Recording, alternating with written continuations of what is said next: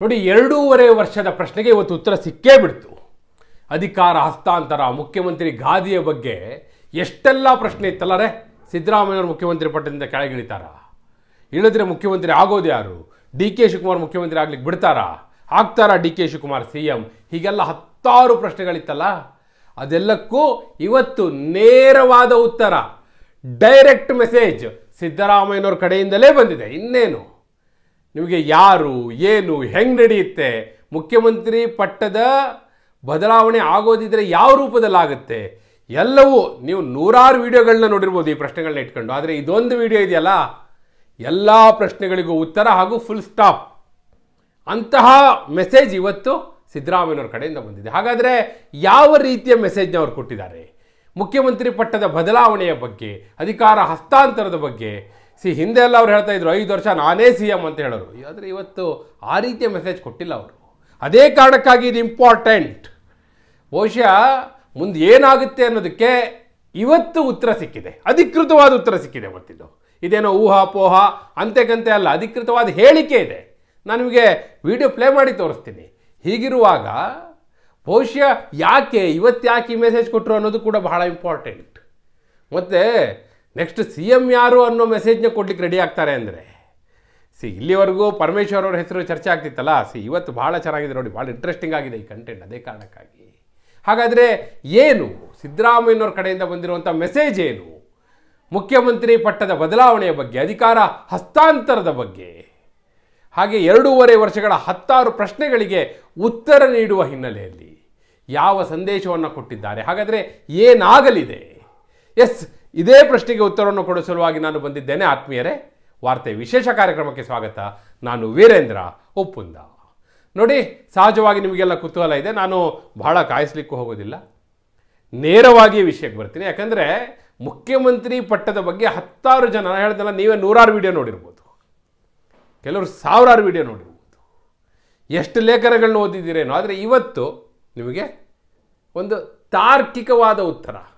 ಇದನ್ನು ನೋಡಿದ್ಮೇಲೆ ನಿಮಗೆ ಹೆಚ್ಚು ಪ್ರಶ್ನೆ ಹೊಡೆಯೋದಿಲ್ಲ, ಪ್ರೋಸೆಸ್ ಅಷ್ಟೇ ನೋಡಬೇಕಾಗತ್ತೆ ಅಷ್ಟೇ. ನೀವು ನೆಕ್ಸ್ಟ್ ಯಾವ ರೀತಿ ಪ್ರಕ್ರಿಯೆ ಆಗುತ್ತೆ ಅನ್ನೋದನ್ನಷ್ಟೇ ಕಾಯಬೇಕಾಗತ್ತೆ ಅಷ್ಟೇ. ಯಾಕಂದರೆ ಮೆಸೇಜ್ ಆ ರೀತಿ ಬಂದಿದೆ. ನೆಕ್ಸ್ಟ್ ಸಿ ಎಂ ಯಾರು ಅನ್ನೋ ಲೆವೆಲಿಗೆ ಉತ್ತರ ಕೊಡ್ತಾರೆ ಅಂದರೆ ಇನ್ನೇನಿರಬೇಕು? ಅದೇ ಅಲ್ವಾ ನೀವು ಕಾಯ್ತಾ ಇರೋದು? ಬಹುಶಃ ಡಿ ಕೆ ಶಿವಕುಮಾರ್ ಅವರಿಗೆ ಒಂದು ಶಾಕ್ ಇದೆ ಇದರಲ್ಲಿ. ಅವರು ನಿರೀಕ್ಷೆ ಮಾಡಿರಲಿಕ್ಕಿಲ್ಲ.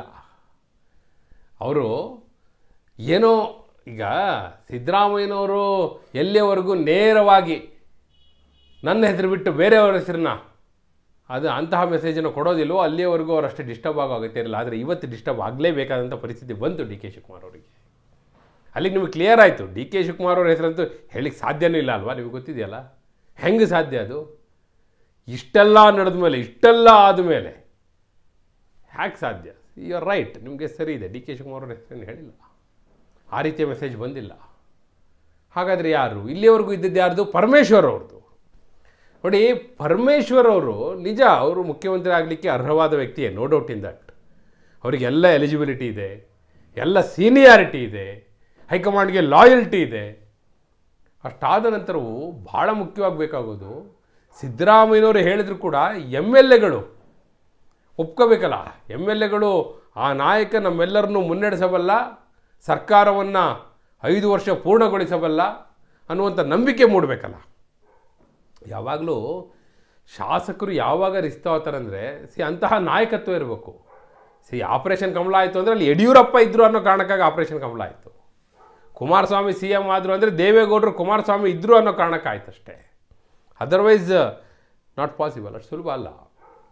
ಈಗ ಅಂತಹ ಹೆಸರನ್ನೇ ಹೇಳಬೇಕಲ್ಲ, ಒಂದು ಮಾಸ್ ಅಪೀಲ್ ಕೂಡ ಇರಬೇಕಲ್ಲ, ಮತ್ತು ಮ್ಯಾನೇಜ್ ಮಾಡೋಕ್ಕೆ ಗೊತ್ತಿರಬೇಕಲ್ಲ.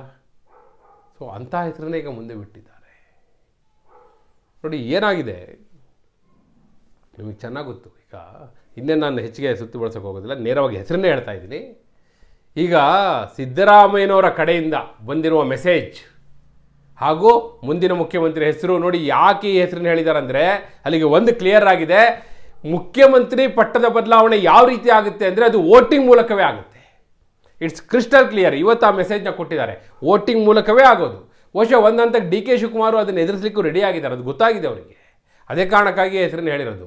ಡಿ ಕೆ ಶಿವಕುಮಾರ್ ಅವರು ಹಲವು ಶಾಸಕರಿಗೆ ಅದು ಸಿದ್ದರಾಮಯ್ಯನವರ ಬಣದಲ್ಲಿರುವಂತಹ ಶಾಸಕರಿಗೂ ವೈಯಕ್ತಿಕವಾಗಿ ಫೋನ್ ಮಾಡಿ ಮಾತಾಡ್ತಾ ಇದ್ದಾರೆ. ಸಂದರ್ಭ ಬಂದರೆ ನನ್ನ ಜೊತೆ ಗಟ್ಟಿಯಾಗಿ ನಿಲ್ಬೇಕು ನೀವು ಅನ್ನುವಂಥ ರಿಕ್ವೆಸ್ಟ್ ಮಾಡ್ತಾ ಇದ್ದಾರೆ ಅಂದರೆ ಇವರು ಸುಮ್ಮನೆ ಕೂರ್ಲಿಕ್ಕೆ ಸಾಧ್ಯ ಇಲ್ಲ. ಅದಕ್ಕೋಸ್ಕರನೇ ಈ ದಾಳವನ್ನು ಉರುಳಿಸ್ಬಿಟ್ಟಿದ್ದಾರೆ. ಏನು ಮಾಡಿದ್ದಾರೆ ನೋಡಿ, ಚುನಾವಣೆ ಆಗುತ್ತೆ ಅಂದಮೇಲೆ ಶಾಸಕರೆಲ್ಲರೂ ನಂಬಿ ಒಬ್ಬ ನಾಯಕನ ಜೊತೆ ನಿಲ್ಲಬೇಕು ಅಂದರೆ ಅಂತಹ ನಾಯಕತ್ವ ಬೇಕು, ಆ ಮಾಸಪಿಲ್ ಬೇಕು, ಆ ಸಂಪನ್ಮೂಲ ಬೇಕು. ಸೊ ಅದೇ ಕಾರಣಕ್ಕಾಗಿ ಸತೀಶ್ ಜಾರಕಿಹೊಳಿ ಅವರ ಹೆಸರನ್ನ ಮುಂದೆ ಬಿಟ್ಟಿದ್ದಾರೆ. ಅಧಿಕೃತವಾಗಿ ಹೇಳಿದ್ದಾರೆ ಅಂತ ಹೇಳಿದೆ. ನಾನು ನಿಮಗೆ ಆ ವಿಡಿಯೋ ಕೂಡ ಪ್ಲೇ ಮಾಡಿ ತೋರಿಸ್ತೀನಿ ಅಂತ ಹೇಳಿದ್ದೀನಿ. ಪ್ಲೇ ಮಾಡಿ ತೋರಿಸ್ತೀನಿ. ಸತೀಶ್ ಜಾರಕಿಹೊಳಿ ಅವ್ರದ್ದು ಯಾವ ರೀತಿ ಹೇಳಿದ್ದಾರೆ ನೋಡಿ. ಡೀಟೇಲ್ ಆಗಿ ಮಾತಾಡಿದ್ದಾರೆ ಅವ್ರ ಬಗ್ಗೆ, ಅವರ ಸಿದ್ಧಾಂತದ ಬಗ್ಗೆ, ಅವರ ಹಿನ್ನೆಲೆಯ ಬಗ್ಗೆ, ಅವರ ನಾಯಕತ್ವದ ಬಗ್ಗೆ. ನೇತೃತ್ವ ಅನ್ನುವಂಥ ಪದವನ್ನು ಬಳಸ್ತಾರೆ, ಸುಮ್ಮನೆ ಬಳಸೋದಿಲ್ಲ. ಮತ್ತು ಸಿದ್ದರಾಮಯ್ಯನವರೀಗ ಅವರು ಭಾಳ ಬೆಣ್ಣೆಯಿಂದ ಕೂದಲು ತೆಗೆದ ಹಾಗೆ ರಾಜಕಾರಣ ಮಾಡುವವರು. ಎಲ್ಲಿ ಯಾವ ರೀತಿ ಮೆಸೇಜ್ ಕೊಡಬೇಕು ಅವ್ರಿಗೆ ಚೆನ್ನಾಗಿಯೇ ಗೊತ್ತಿದೆ. ಅದೇ ಕಾರಣಕ್ಕಾಗಿ ಈಗ ಈ ಹಂತದಲ್ಲಿ ಈ ರೀತಿಯ ಮೆಸೇಜ್ನ ಕೊಟ್ಟಿರುವಂಥದ್ದು. ಸತೀಶ್ ಜಾರಕಿಹೊಳಿ ಅವರ ನೇತೃತ್ವ, ಅದು ಸಿದ್ದರಾಮಯ್ಯನವ್ರ ನಂತರ ಅಂದರೆ ಸುಮ್ಮನೆನಾ? ಡಿ ಕೆ ಶಿವಕುಮಾರ್ ಅವರಿಗೆ ಘೋಷ ಇವತ್ತು ರಾತ್ರಿಯಲ್ಲಿ ನಿದ್ರೆ ಬರುತ್ತೆ ಇಲ್ವೋ ಗೊತ್ತಿಲ್ಲ. ಏನು ಮಾಡಿದ್ದಾರೆ ಸಿದ್ದರಾಮಯ್ಯನವರು, ತಮ್ಮ ಪುತ್ರ ಯತೀಂದ್ರ ಮೂಲಕ ಈ ಹೇಳಿಕೆಯನ್ನು ಕೊಡಿಸಿದ್ದಾರೆ. ಏನು ಹೇಳಿದ್ದಾರೆ ನೀವು ಪ್ರತಿ ಪದವನ್ನು ಕೂಡ ಗಮನವಿಟ್ಟು ಕೇಳಿಸ್ಕೊಳ್ಳಿ, ಎಷ್ಟು ಇಂಪಾರ್ಟೆಂಟ್ ಅಂತ ಗೊತ್ತಾಗುತ್ತೆ. ಅವರು ಹೇಳ್ತಾರೆ, ಫಸ್ಟು ಆರಂಭ ಮಾಡೋದೇ ಇವತ್ತು ನಮ್ಮ ತಂದೆಯವರು ಯತೀಂದ್ರ ಸಿದ್ದರಾಮಯ್ಯನವರ ಪುತ್ರ ಹೇಳ್ತಿರೋದು, ಇವತ್ತು ನಮ್ಮ ತಂದೆಯವರು ರಾಜಕೀಯ ಬದುಕಿನ ಕೊನೆಗಾಲದಲ್ಲಿದ್ದಾರೆ. ಅವರು ರಾಜಕೀಯವಾಗಿ ಬದುಕಿನ ಕೊನೆ ಘಟ್ಟದಲ್ಲಿದ್ದಾರೆ. ಅಂತಹ ಸಮಯದಲ್ಲಿ ಈ ರೀತಿ ವೈಚಾರಿಕವಾಗಿ ಪ್ರಗತಿಪರವಾದಂತಹ ಸಿದ್ಧಾಂತ ಇಟ್ಟುಕೊಂಡಿರುವವರಿಗೆ ಮಾರ್ಗದರ್ಶನ ಮಾಡಲು, ಅಂಥವರ ನೇತೃತ್ವ ವಹಿಸಲು ನಾಯಕರು ಬೇಕು.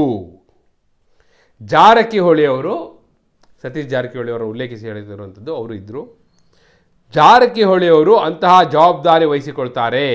ಕಾಂಗ್ರೆಸ್ ಪಕ್ಷದ ಸಿದ್ಧಾಂತದಲ್ಲಿ ನಂಬಿಕೆ ಇಟ್ಟುಕೊಂಡಿರುವವರಿಗೆ, ಅಂತಹ ಎಲ್ಲ ರಾಜಕಾರಣಿಗಳಿಗೆ ಮಾದರಿಯಾಗಿ ನಮ್ಮನ್ನು ಮುನ್ನಡೆಸುತ್ತಾರೆ ಎಂಬ ನಂಬಿಕೆ ಇದೆ.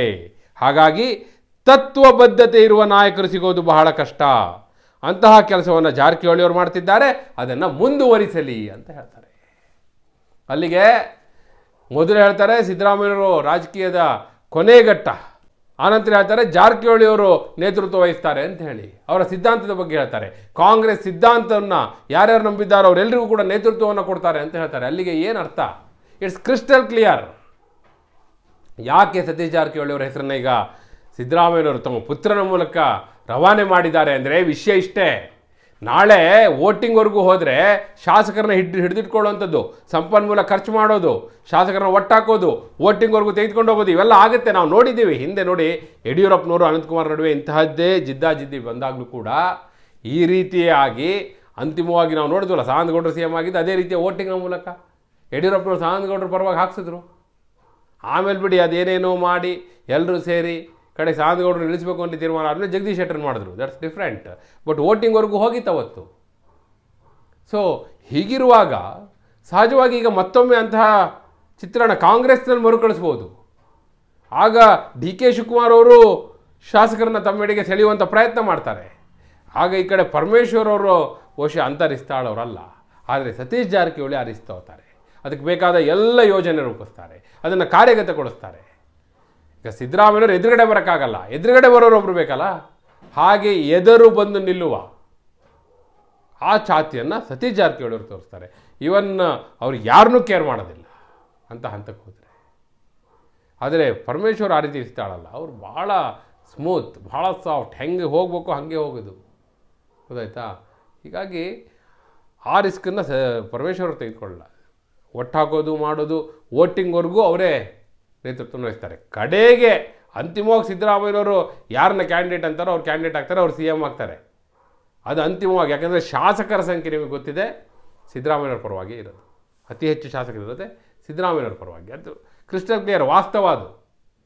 ಈಗ ಡಿ ಕೆ ಶಿವಕುಮಾರ್ ಅವರು ತಮ್ಮ ಬಣದ ಶಾಸಕರ ಸಂಖ್ಯೆಯನ್ನು ಕೆಲವು ಹೆಚ್ಚು ಮಾಡ್ಕೊಂಡಿರ್ಬೋದು, ಆದರೆ ನಾಳೆ ವೋಟಿಂಗ್ ಆದರೂ ಸಿದ್ದರಾಮಯ್ಯನವರ ಪರವಾಗಿ ಅತಿ ಹೆಚ್ಚು ಶಾಸಕರಿರೋದು. ಸೊ ಆ ದೃಷ್ಟಿಯಿಂದ ನೋಡೋದಾದರೆ ಈಗ ಸತೀಶ್ ಜಾರಕಿಹೊಳಿ ಅವರ ಹೆಸರನ್ನು ಮುಂದೆ ಬಿಡುವ ಮೂಲಕ ನಾಳೆ ಅಂತಹ ಸಂದರ್ಭ ಬಂದರೆ we are ready to face, voting ಆಗಲೇಬೇಕು ವೋಟಿಂಗ್ ಅನ್ನೋ ಮೆಸೇಜ್ನ ಕೂಡ ಈ ಮೂಲಕ ಕನ್ವೆ ಮಾಡ್ತಾ ಇದ್ದಾರೆ. ಸೊ ಆ ದೃಷ್ಟಿಯಿಂದ ನೋಡೋದಾದರೆ ಇದು ತಾರ್ಕಿಕ ಘಟ್ಟಕ್ಕೆ ಬಂದಿದೆ ಮತ್ತು ಯಾವ ಹಂತಕ್ಕೆ ಬೇಕಾದರೂ ಹೋಗ್ಬೋದು ನಾಳೆ ಮುಖ್ಯಮಂತ್ರಿ ಪಟ್ಟದ ಬದಲಾವಣೆಯ ಸಂದರ್ಭ ಬಂದಾಗ ಅನ್ನೋದು ಕೂಡ ಇದರಲ್ಲಿ ಕ್ಲಿಯರ್ ಆಗ್ತಾ ಇದೆ.